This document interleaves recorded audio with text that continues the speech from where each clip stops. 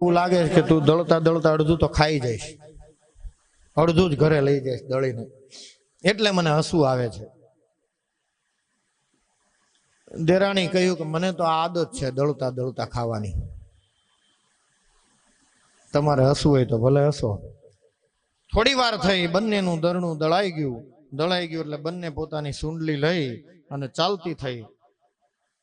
ચોમાસું છે એટલે બાર બજારમાંથી પોતાના ઘર જવા માટે ચાલતી થઈ, અને ચાલતી થઈ એટલે પાણીનું એક ખાબોચિયું ભરાયેલું હતું.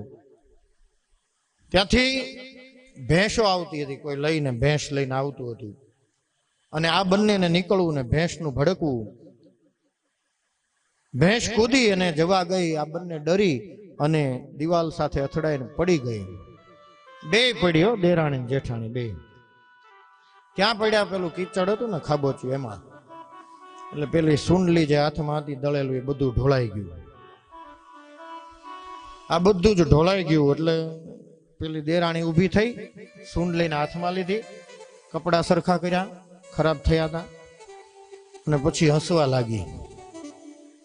હવે દેરાણી હસે એટલે જેઠાણી ઊભી થઈને પૂછ્યું કે હસે છે કાં? આપણે પડ્યા, રડવું જોઈએ, હસવાની વાત છે, આપણે પડી ગયા. આપણું બધું જ્યાં દળેલું હતું, પીસેલું જે લઈ આવ્યા હતા એ બધું ઢોળાઈ ગયું. દેરાણીએ કહ્યું કે હું હસું છું એટલા માટે કે મારું અડધું તો બચ્યું, અડધું હું ખાઈ ગઈ દળતા દળતા, એ તો બચ્યું, તમારું બધું ઢોળાઈ ગયું. મારું જેટલું મેં ખાધું એટલું તો બચ્યું, તમે ખાધું નહીં એટલે તમારી તો આખી ટોકરી ઢોળાઈ ગઈ. એમ અહીંયા જો આ કથા ચાલતી છે ને, એમાં કીર્તન આવે, એમાં જય બોલીએ, એમાં સાથે ઝીલાવા લાગીએ, ઝીલીએ, તાલી પાડીએ. આ બધું દળતા દળતા દેરાણીએ જેમ ખાધું ને, એનું ખાધું એટલું બચી ગયું, બાકી બધું પેલા કીચડમાં મળી ગયું. તો આપણે પણ અહીંયા કથાની અંદર ગાવાનું આવે, કીર્તન આવે ત્યારે ઝીલવાનું, તાલી પાડવાની, આ બધું દળતા દળતા ખાવા જેવી વાત છે. હવે ખાવું કે ન ખાવું એ તમારા હાથની વાત છે. મેં તમને પેલા દિવસે, છેલ્લા દિવસે કહું તો તમે ઓલી કયો કે પેલા કીધું હોત તો, એટલે આજે કહી દીધું, બરોબર. પછી તાલી પાડતા હોય, જય બોલતા હોય, કીર્તન આવે ત્યારે ઝીલતા હોય.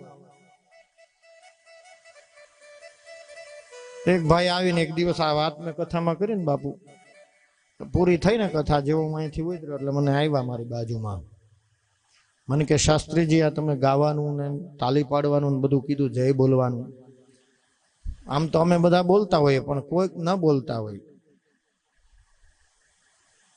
મેં ત્યારે કથામાં કીધું હતું કે આ જય બોલે ને તાલી પાડે ને એના બધા અંદરથી શરીરમાંથી જે કાંઈ પાપ, દોષ, તાપ બધું હોય ને એ બધું નીકળી જાય ને ઉડવા માંડે. એટલે મને કે આ બધું ઉડવા માંડે, તાલી પાડીએ ને અમે જય બોલીએ ને કીર્તન બોલીએ તો આ બધું અમારા શરીરમાંથી તાપ, પાપ, તાપ, રોગ આ બધું નીકળે. આ બધું જાય ક્યાં? એટલે મેં કીધું ન બોલતા હોય એની પાસે જાય. ક્યાં જાય? ન બોલતા હોય એની પાસે. સીધી વાત છે ને.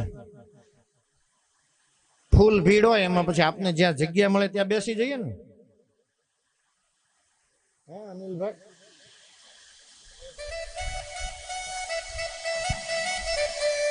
એટલે ભીડમાં પછી જગ્યા મળે. એટલે અહીંયા આ બધા પાપ ને તાપ એ બધું નીકળે ને, કોનામાંથી નીકળે? તો કે તાલી પાડીને રામ નામ બોલજો.